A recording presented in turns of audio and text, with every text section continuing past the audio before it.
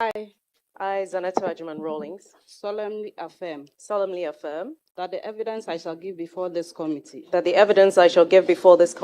touching the matter in issue shall be the truth, the whole truth, and nothing but the truth. So help me. So do I affirm. So do I affirm.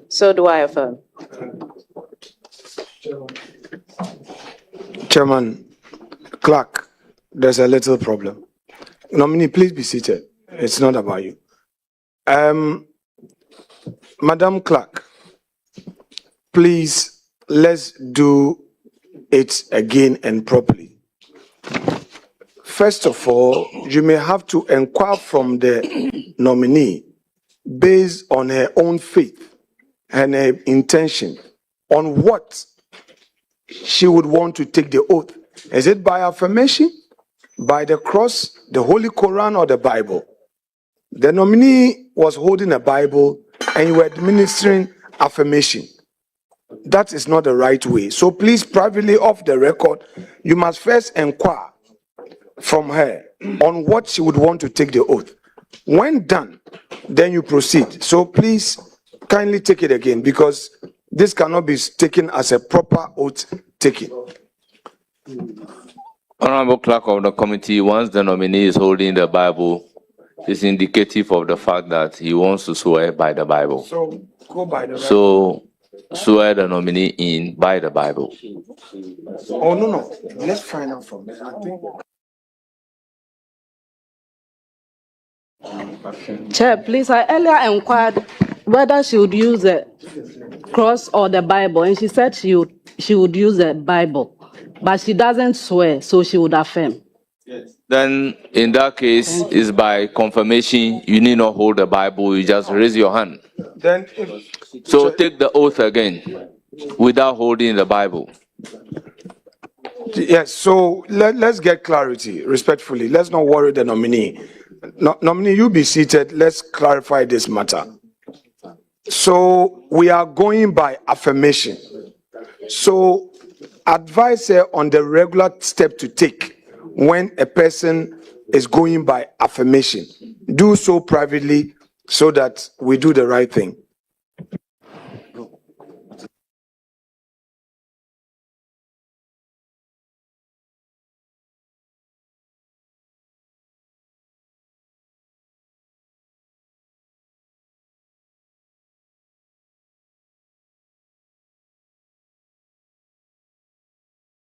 Yes, go ahead now and administer the oath again.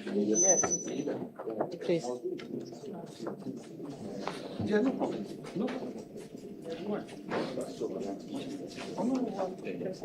Please. Okay, that's fine. I, Zenator Rawlings, solemnly affirm that the evidence I shall give before this committee touching the matter in issue shall be the truth, the whole truth, and nothing but the truth. So do I affirm. Thank you very much. May I proceed to humbly ask you to give us your brief background.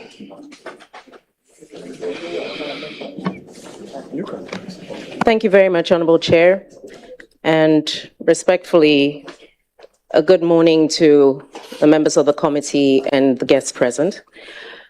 My name is Zenator Rawlings. I was born on the 1st of June, 1978 in Accra, to the parents who are both deceased, His Excellency Flight Lieutenant Jerry Jordan Rawlings and Nana Kunedu Agyemang Rawlings of blessed memory. I have 3 other siblings who are younger than I am. I went to kindergarten in Accra, which was Tiny Tots. Primary school was Northridge Lyceum for 6 years. I subsequently then attended Achimota JSS for 3 years. I was part of the pioneering group for the new system, the JSS.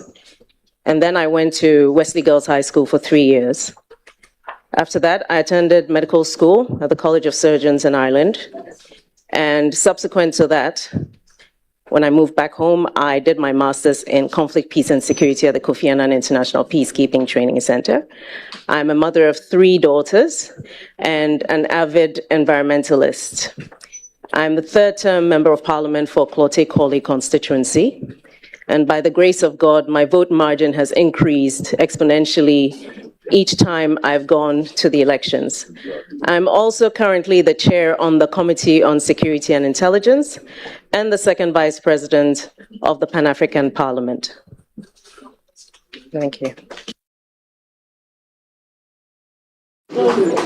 Our distinguished guests, we say here, here. We don't clap in Parliament. Yes, yes. Chairman, these are preliminary matters that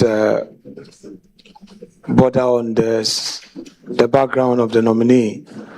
Honorable nominee, being a 2nd Vice President of the Pan-African Parliament, may I inquire from you whether or not you've resigned your position, proud to come in here for the vetting?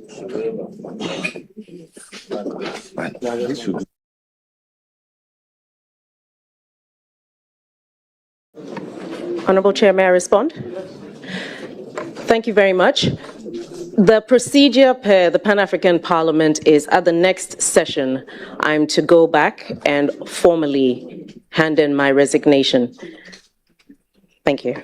Particularly after being given a nod. Correct. We then move straight into vetting. So I'll ask Honorable Yao Frimpong Ado, who is the chairperson of the Committee on Environment, Science and Technology, to start posing his questions.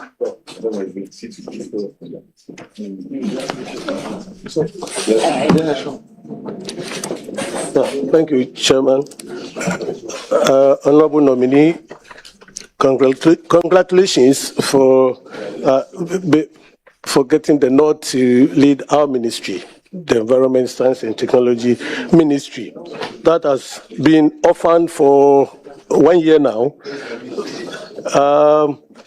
You know, the environment is all about mobilization of adequate resources. You see, the climate change, this phenomenon called climate change, is all about mobilization of resources to prosecute the agenda of the ministry. And it's all about this, the Paris Agreement. So we are talking about the NDCs.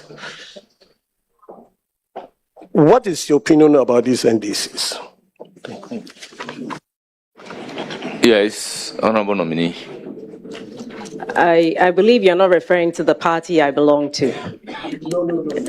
The nationally determined contributions represent the commitments that countries that are party to the Paris Agreement make with regards to offsetting the carbon footprint globally. It's Ghana's contribution or Ghana's commitment was to remove about 64 metric tons of carbon dioxide equivalent.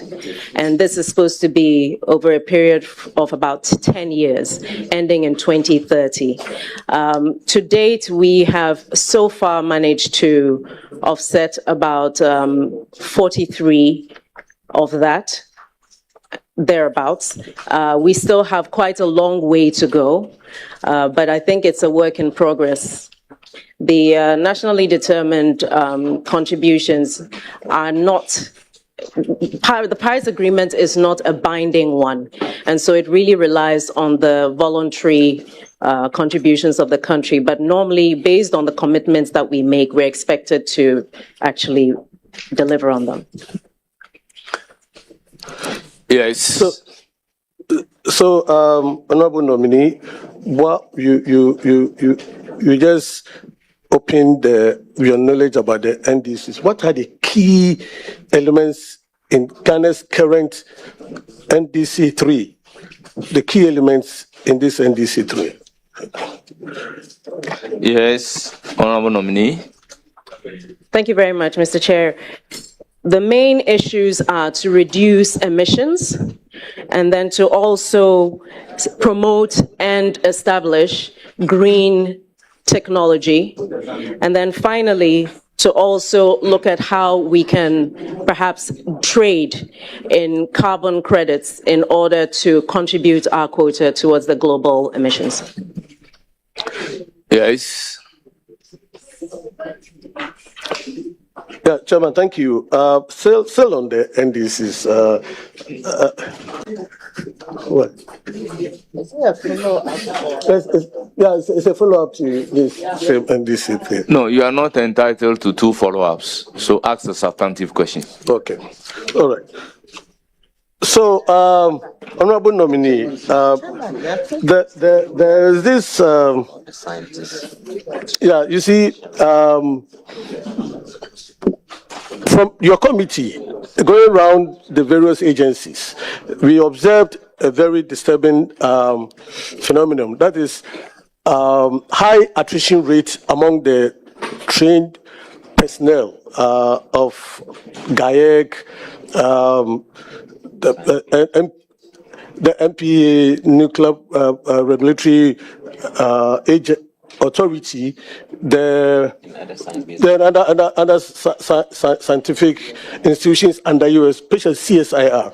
There's high rate of attrition, and when you meet them, they don't seem to have solutions to it. Every solution must come from your outfit. How confident are you that you are going to reverse this phenomenon that has been with us for a long time? Yes, Honorable Nominee. Thank you very much, Mr. Chair. I think that to start with, the attrition rate that we see is not just within the agencies of the ministry. I think we're having a serious brain drain. And for me, I believe that we need to look at how we improve conditions of service of our scientists. We also need to make sure that we're resourcing the various agencies and the directorates and units they belong to so that they have the necessary equipment and the financial support to engage in research, and then also to make sure that they have predictable career trajectories. Those are 3 things that would be very important. But I believe that this is not something that I can do alone. What I would have to do is engage the scientists who remain to actually find out exactly what their issues are in order for us to arrive at a solution that is a win-win for Ghana and for the scientists. Yes. Thank you, Chairman. But are you aware of Act 1124? It is the tool you are going to use to manage the ministry. It's been in operation for about 18 months. You ask a question, are you aware? Let's take the answer first, then you can follow. Yes. Honorable Nominee. Yes, Honorable Chairman. So, Thank your you, Chairman. supplementary question. Yes, this act has been in operation for close to 18 months now, and there are provisions, regulations, institutions, enforcement mechanisms that's outstanding for it to actually work. What specific timetable will you adopt for full operationalization of this act? Yes, Honorable Nominee. Thank you very much, Honorable Chair. It would be difficult for me to actually give an exact timeline at this point in time. I believe that in order to be able to give a timeline would require a full engagement of the relevant agencies, including the stages of execution of the various, whether it's the regulations or LIs, where they are, because otherwise I can't give you an answer in a vacuum. Honorable Nominee, I will then move to give the floor to Professor Hamza ranking member on environment. You have the floor. Thank you, Chair. Congratulations on your nomination. Chair, I really don't have a question for the nominee. I have closely worked with her in the climate change caucus, and I know her drive and interest in the climate change, environment, technological agenda, and I have no doubt that she will be able to succeed in that office as the minister. Congratulations. Thank you.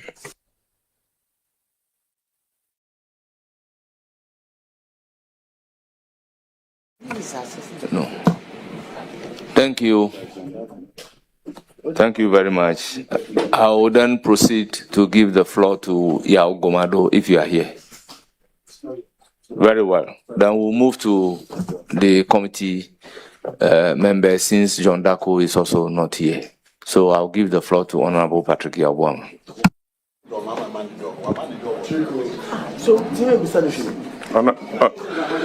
Honorable members, can we have order? Honorable Adongo, you are the Honorable members, let there be order because we have a tall day.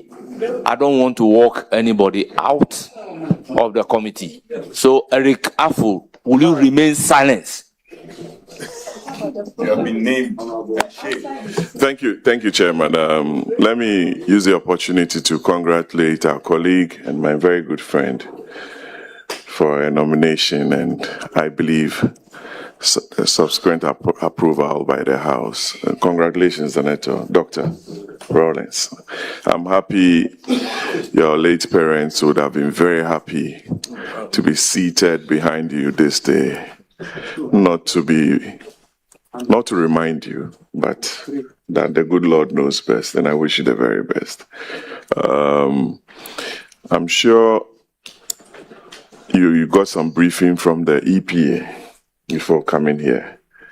And at the heart of the fight against illegal mining activities, the EPA plays a very central role. And if you go through the legislation setting up the EPA, especially under Section 18 and the regulation LI 250, they play a very critical role. The DCEs, fortunately, we vetted the local government minister who supervises the DCEs. They receive monthly reports on areas within the district where illegal mining activities take place.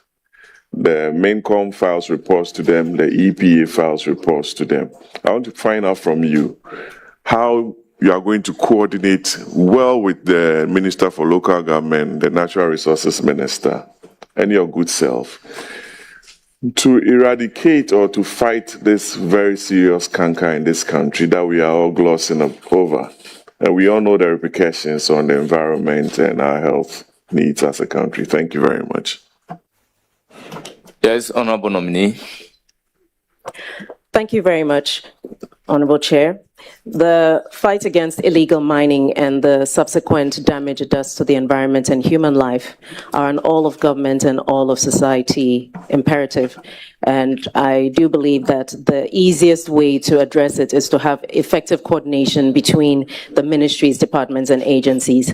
And as you rightly pointed out, all of these activities are happening within the local governance space. And we have the decentralized EPA and all these agencies at that level as well. The regular reporting improves on transparency. It also helps us to track to what extent that to what extent interventions are making an impact. I believe that to start with, what I would want to do would be to sit with, should I get the approval from this committee and from the House, would be to sit with the relevant ministers of the coordinating of the relevant ministers of the various ministries that have an interest in the Galamsey fight, which would range from the lands as well as the local government. To give the floor to Honorable Eliplima Kurugu. Thank you, Mr. Chair. One question. Congratulations, my sister. I have no doubt you would excel in your new ministry. I wish you all the best. Thank you. Honorable Shaibu Mama. No, I definitely don't have a question. See, you're a very lucky woman from Antoine to Jalakope. Two regions. I wish you all the best. Thank you. Is there a region called Antwa and Jalukova? Honorable Hajalari. Thank you, Mr. Chairman. My sister knows very well that obviously I'm one of the happiest, if not the happiest, for her nomination. And all I wish is the best for you. My prayer is that the Almighty Allah guides and protects you in this your new role, so that you're able to do the job as expected, so that our mother and father, wherever they are, they will be very, very happy that, yes, they did their job and they left the best for us. You can always count on me. Take care of yourself. Thank you. Yes, Honorable Doyo, your turn. Thank you, Chairman. My sister, my daughter, Zenator Rawlings, I know you go and excel there. And I know you go and show them the level. So just go and surprise everyone in Ghana. Tell them show them what you can do better in that ministry. And I trust you. Our prayers, everything is with you. And we know everyone in Ghana here is looking up to you. So just go and excel. Thank you very much. It's now the turn of Honorable Minority Whip, Honorable Anodon Pray. I know he is so much interested in matters relating to our environment. So you have the floor. Thank you, Chair. Let me nominate congratulations, our good friend. Speaker, it is gratifying to those of us in the minority, especially front bench minority, that our long-held advocacy for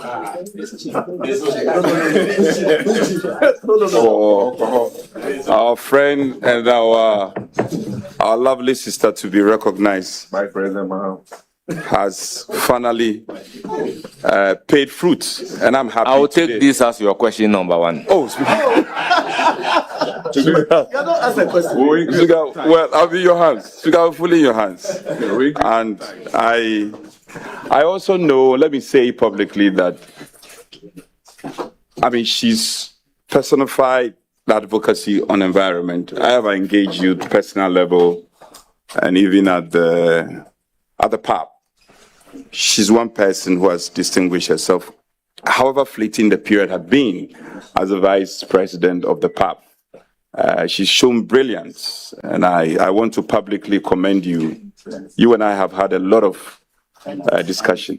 Speaker, she contributed to the chairperson of the PAP. You know, I'm the head of delegation. Of course, Speaker, you are. Of PAP. So I know she made you a chairperson.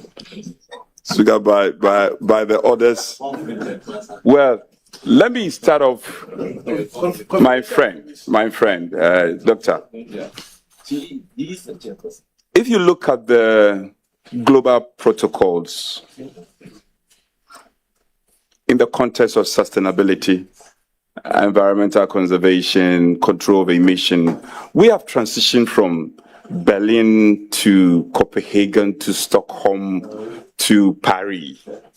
Clear, consistent path by the globe. It's also, the begging question is that this commitment is loud. Various countries have shown commitment, which has dovetailed into the Paris Agreement, Article 6. How do we transition from the theoretical commitment to implementation in terms of the trust of these protocols that the world have signed on to?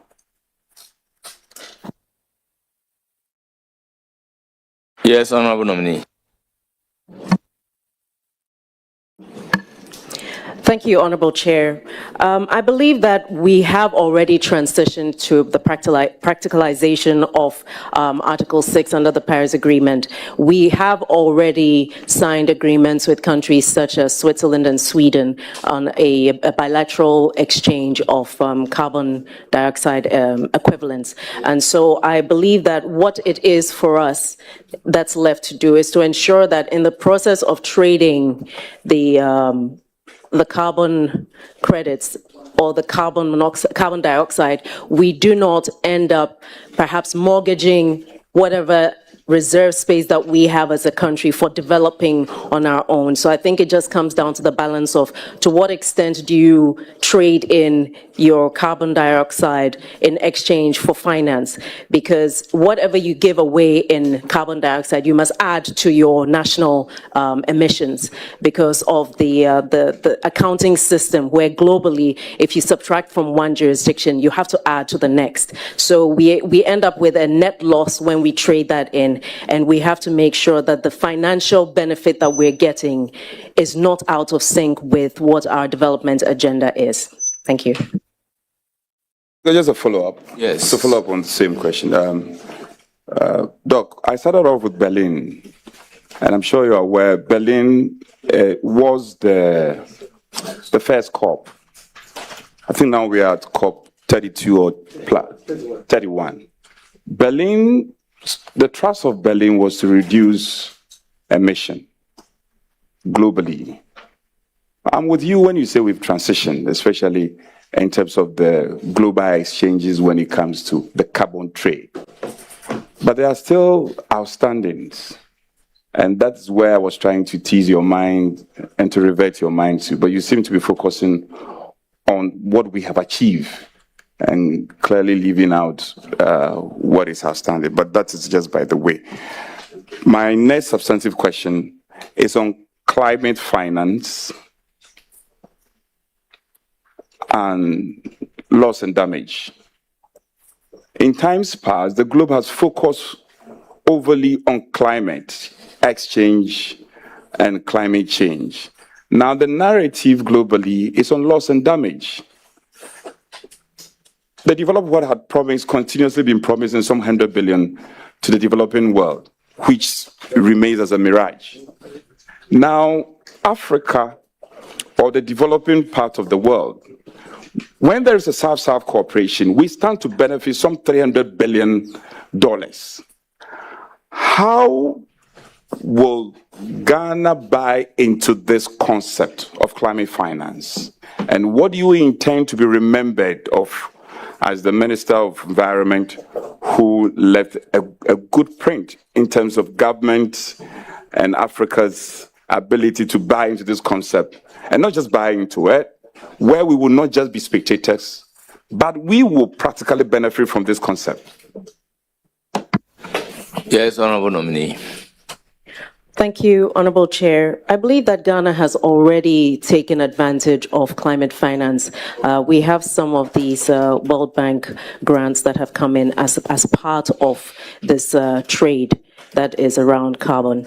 What I think that we can do better is, yes, you're right.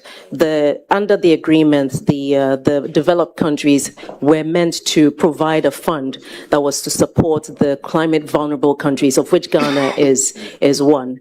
However, that has not been forthcoming. I think, like you mentioned, South-South cooperation is key. As a country, we need to look at strategic partners who perhaps share similar problems but may have different advantages, and then perhaps leverage on that. And then also, I think that looking at how we can leverage on that using the African Continental Free Trade Agreement might be useful in terms of how we leverage on climate finance and green technology. Doc, I believe you've been briefed on the argument and the narrative on plastic waste. And I know how passionate you are when it comes to this matter. What briefing have you received so far from the ministry's officials? And do you see your way clear? Is there clarity in terms of functions that should be staged for Ghana to come atop the threat of plastic waste? Yes, Honorable Nominee. Thank you very much, Honorable Chair. I believe that there's a policy on plastic waste that we have as a country, and that is supposed to encompass how we plan to address this. The briefing that I did receive is one of the key things that is to happen within the next 6 months is the ban on polystyrene, and at some point, also single-use plastic, because I was actually very concerned about that as well. What I believe can be done in addition to this is to channel some funding towards the CSIR, the Council for Scientific and Industrial Research, so that they can actually look into biological alternatives, for example, hemp, for example, cassava. We have a lot of plant produce that can be used to make plastic alternatives which can break down and don't actually persevere in the environment. Yeah. Doc, yes, Doc. Doc, the landfill waste, I concede as a developing country, we still haven't been able to enhance reclamation and recycle of our waste.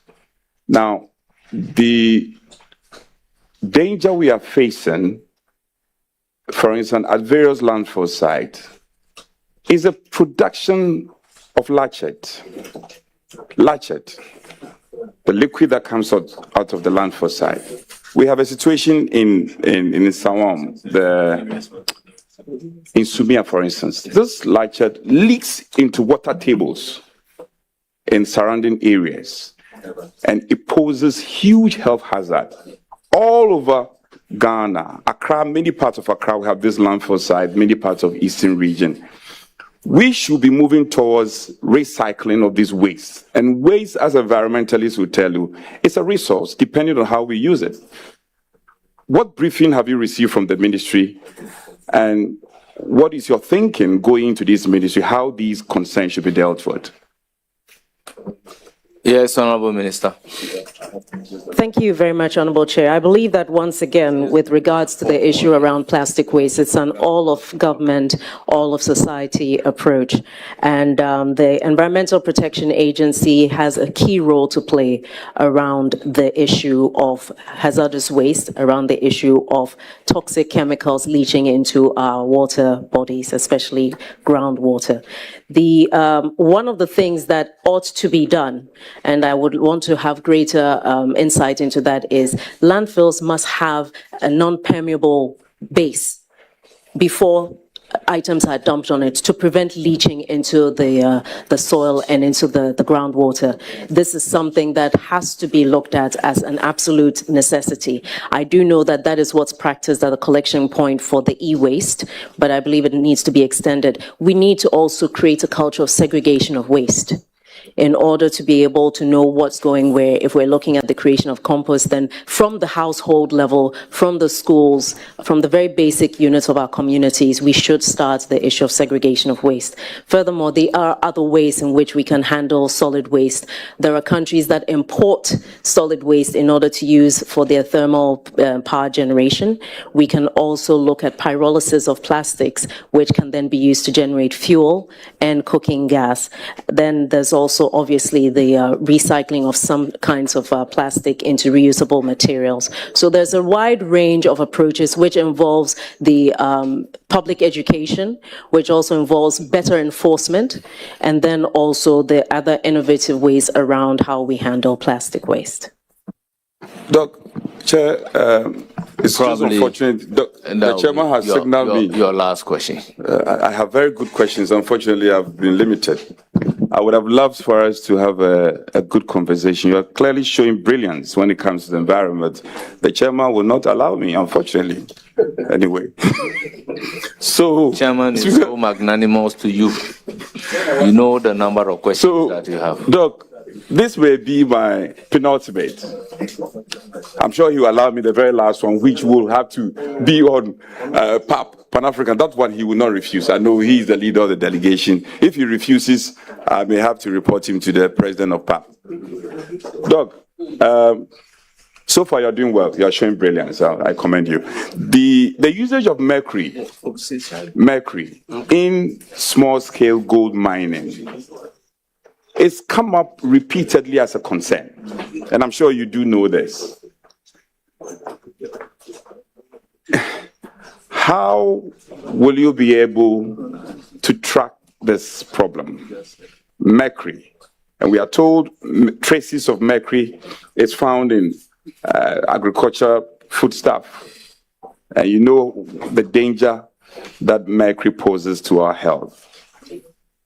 Tell me practically, not just about recounting theories, but I want practical solutions. What do you intend to do with your ministry? Yes, Honorable Minister. From your lips to God's ears, Chairman. Thank you very much, Honorable Chairman. With regards to mercury, we have the Ministerial protocol, which actually has restrictions on the use of chemicals like mercury and cyanide. And I believe that practical steps towards how we monitor this will involve the EPA having spot checks, unannounced checks, and tests, which means that obviously they have to make sure they have the relevant equipment to test. We also need to make sure that we have at the various ports of entry the means to actually track any chemicals that are coming into the country. I also believe that as far as this is concerned, we shouldn't just be testing the soil and water at the sites where illegal mining is concerned. We need to make sure that we are also randomly checking perhaps underground water, because that's where borehole water is coming from, so that communities are not drinking poisoned water without realizing it. We need to check soils and farms that may not necessarily be in the catchment area, but may be affected as a result of perhaps water that's moved downstream. So spot checks, not just at the sites where the illegal mining is concerned, but across the country to actually assess the extent of spread of the mercury in our groundwater. And of course, having found that at any site, to take action in terms of accountability without looking at who they are. Once it's found to be a substance illegal in a setting that is illegal, the law must take effect. Thank you. Let me just thank you. The way the chairman is looking at me, I know I have to draw the curtains, but just to thank the nominee and also to say that, to be fair to you, there's a lot happening on EPA, but I'm unable to ask you this question because you are yet to go to the ministry. I want to encourage you to remain the principal person that we've always known you to be, and the person I've known you to be. Let black be named as black and white be white. And I'm sure that when you do that, some of us will be more willing to divulge information, to approach you, and for you to be remembered. Finally, to assure you that we'll be available pro bono. If there is anything on the environment that we should help you, we will want to help you to succeed. So when the history is being written, it will be said that once upon a time, a certain Dr. Zenator Rawlings occupied, and she left a living legacy. That will be something that I would love to celebrate, because the minority advocated for you to be appointed by the president. Mr. Speaker, thank you.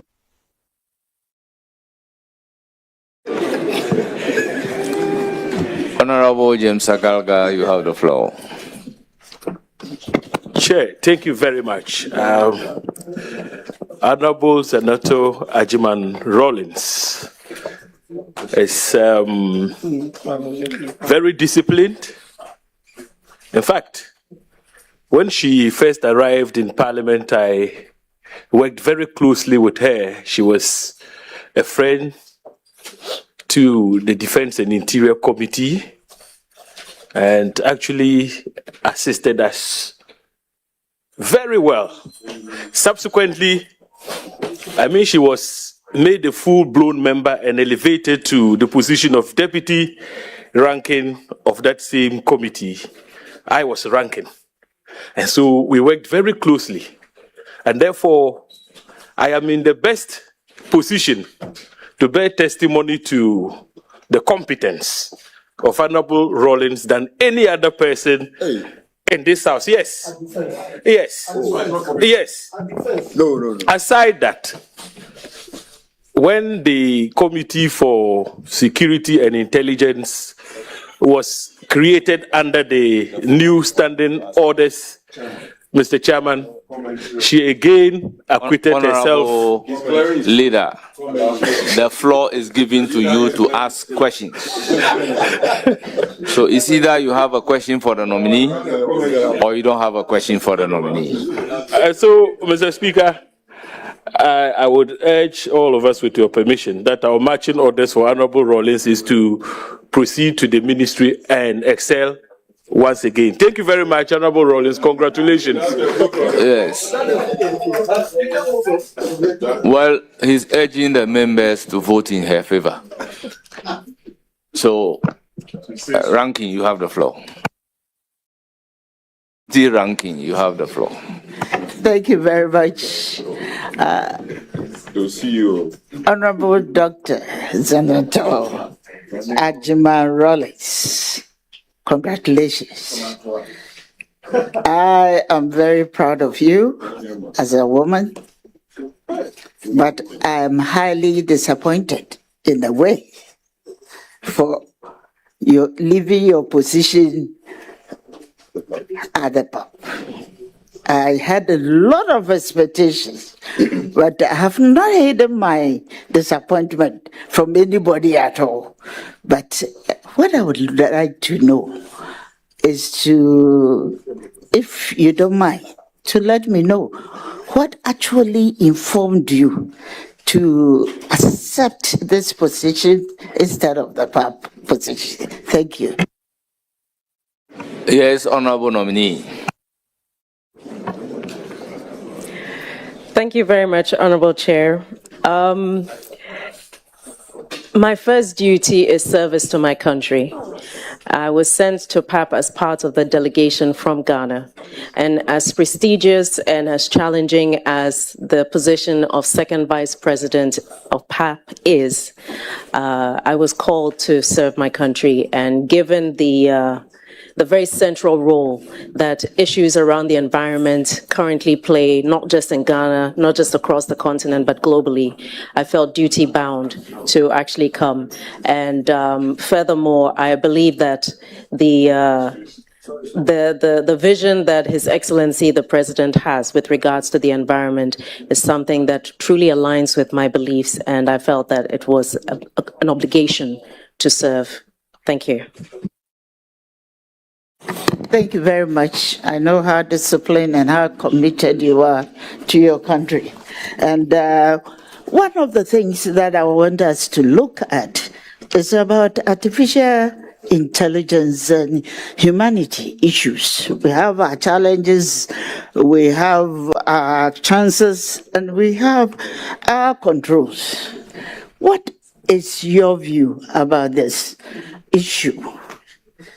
And how would you want to situate it under any development of a technology of a kind? Thank you.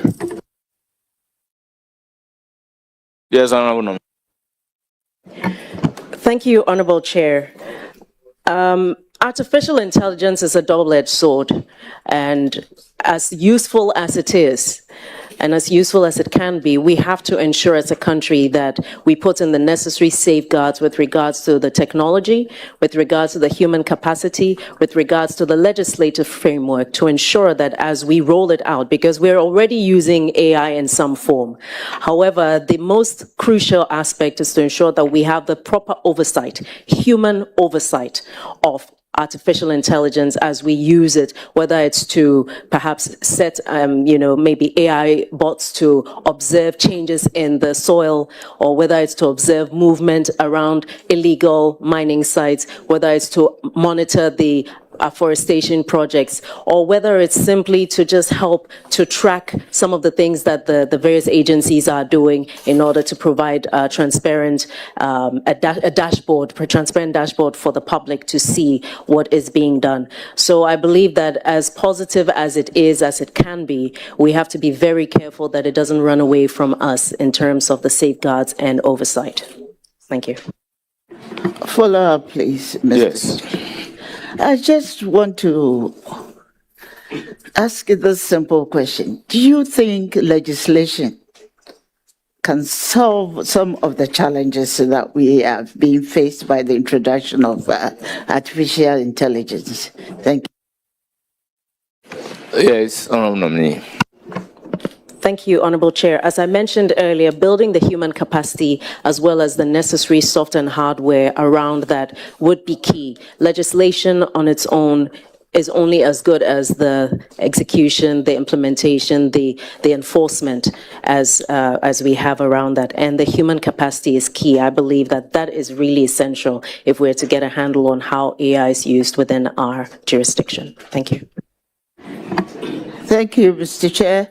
I think one other issue that I'm very passionate about, I don't know how well you've been briefed at the ministry, but it is known that as a country, we spend so much money importing spare parts into the country. So much foreign currency, which puts us in a very bad trade debt in trading. I don't know if you have been well briefed. There has been an attempt during the era of President Nana Addo Dankwa Akufo-Addo to come up with a CNC machinery to ensure that we can have our own spare parts. Spare parts can be produced in our country to solve all these foreign exchange challenges. Have you been briefed, and what is your position in trying to ensure that? I know the machines are available. I know the building has been constructed to a level that can be. What is your view about the continuation of this project? Thank you. Yes, Honourable Nominee. Thank you, Honourable Chair. I believe Honourable is very passionate about this specific issue, which I do agree with, is it would actually make a difference in terms of our industrialization drive, and of course would be able to, with the right tooling, contribute towards the 24-hour agenda. Honourable Chair, I believe that with regards to this, what's left really is for me to have a full detailed briefing of what exactly is outstanding in terms of monetary commitments. And then subsequently, once I understand exactly what the issues are, to be able to have a conversation with the Honourable Finance Minister around the release of funds for the support of this completion of the project, which would actually contribute towards jobs and also create a local industry, which could probably help not just Ghana, but the sub-region as far as the provision of some of these types of equipment are concerned. So it really, to get a full assessment, to be able to speak to that in full, I could come back to the House with a report once I've done that. Thank you. Yes.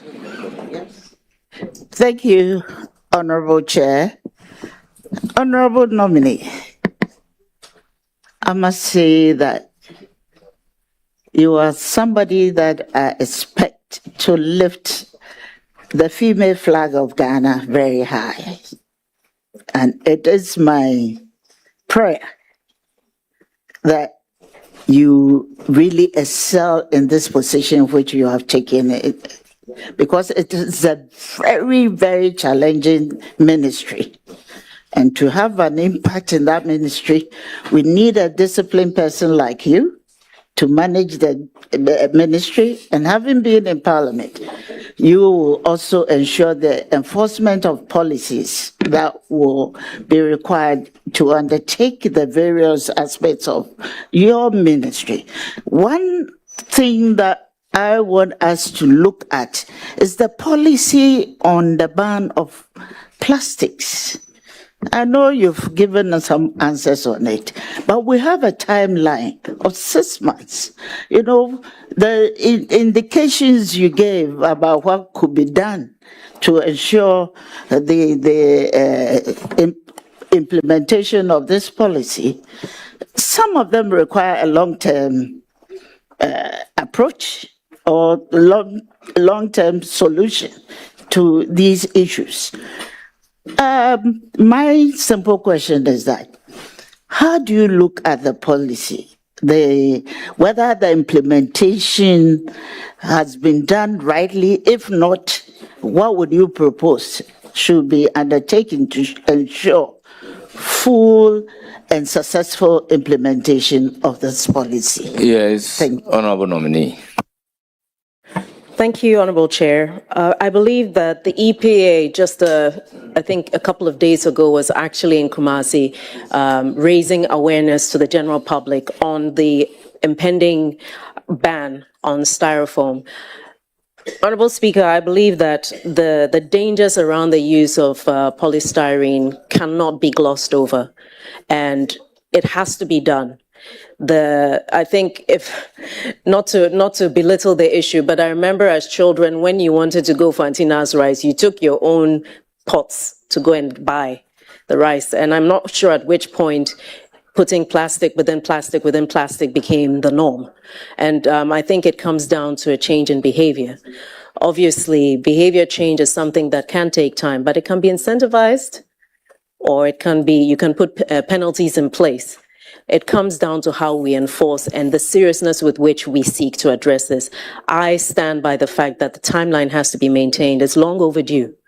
So in whatever way that I can support the relevant agencies, in whatever way we can raise public awareness to the fact that citizens do have a responsibility under the Constitution to also contribute towards the protection of the environment. It's not just about what the government does. And then obviously making sure that the necessary support comes from the Parliament. And I'm hoping that the committee that has oversight of the ministry will hold our feet to the fire as far as what we have to do is concerned. Thank you. Yes. Thank you very much. This will be my final intervention, and that is on research and data. I think as a ministry, you are responsible to ensure that in our current technological advancement, we realize that we haven't paid much attention to how we're going to deploy technological findings. As a country, we train, and at a point in time, we don't know how we apply our training to the development of something, say, industries. May I know whether you agree with the fact that there need to be a center where we can deploy research findings and ensure the promotion of other innovations and the research findings that we make out there whilst we are educating ourselves or whilst in the high institutions. So may I know what your view is on this particular issue? Yes, Honorable Nominee. Thank you, Honorable Chair. There is a nexus between the research industry and government, the role that we play in order to make sure that whatever research findings are actually commercialized. The CSIR already has in place the necessary framework that looks at the commercialization of innovations, as well as how to engage in private partnerships.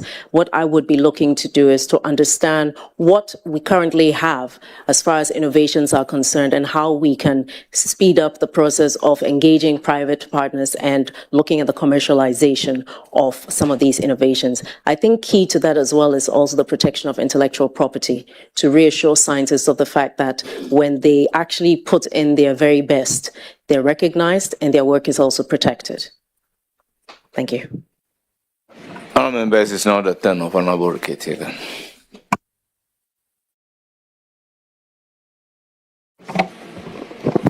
Thank you, Chair. Honorable Dr. Zenator Rawlings, congratulations. I really don't know where to start, but I believe you know what I mean. We thank the President for giving you this opportunity and a much bigger platform. You're already on a big platform, but you are now, if approved, will be on a much bigger platform to continue to demonstrate your intellect, your competence, and what we know, as I say, can-do attitude